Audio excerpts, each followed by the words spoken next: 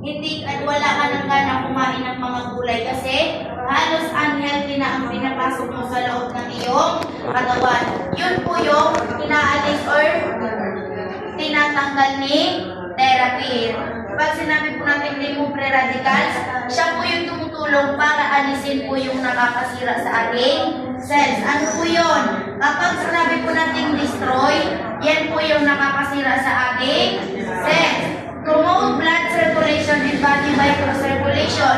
Siya naman po yung tumutulong para ayusin ang daloy ng dugo or ibalik sa tamang lakot at kulay, lalo na po kung kayo ay acidic.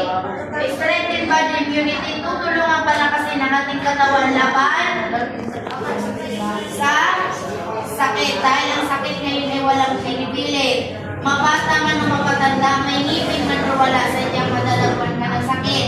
Pansin niyo po, bata pa lang, 3 months, 4 months,